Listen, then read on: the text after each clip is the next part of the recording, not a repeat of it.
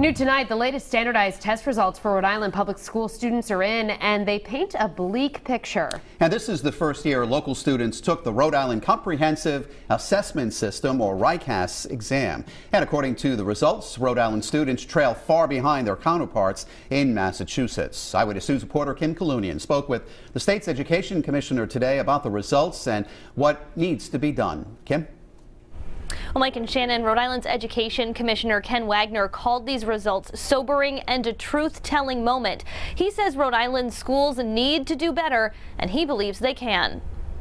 Stark results from the latest round of standardized testing. The first RICAS exam shows Rhode Island students scored 17 percentage points lower than Massachusetts on English language arts and 20% lower on math. If Rhode Island was a district within Massachusetts, it would be in the bottom 10%. The results are not surprising anyone who's been looking at the data over the years. Rhode Island's Education Commissioner Ken Wagner says there are steps they know they should take. Investing in early learning, making sure that we pay attention to access to high quality curriculum, making sure that we invest in ongoing professional learning for our teachers, making sure we pay attention to student pathways to make sure education remains relevant for students, and finally to invest in leadership to make this all happen. According to the test, 2/3 of Rhode Island students are either not meeting or partially meeting expectations in English language arts. The same is true for 72% of students in math, though Wagner is encouraged that more than 98% of students in grades 3 through 8 participated. The optimistic message of today is we know we can do better because 10 minutes down the road, as soon as you cross the state line, they're doing better. And there's no reason why they should do better than we are. We're just as smart as they are. We're just as good as they are. We just have to stick to it and believe that we can accomplish it. I believe that we can. And some have questioned the timing of the release of these results after the election. We'll bring you the commissioner's response coming up new at 6. For now, live in the newsroom, I'm Kim Kalunian, Eyewitness News.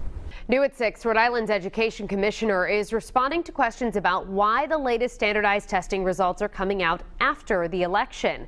This is the first year students took the RICAS exam, and they show students lagging well behind their Massachusetts counterparts.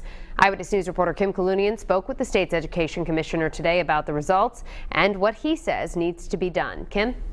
Well, Shannon, although the results show only 1/3 of students in grades 3 through 8 are meeting or exceeding expectations in English, and even fewer than that are meeting that standard in math, Education Commissioner Ken Wagner says these results are not a surprise.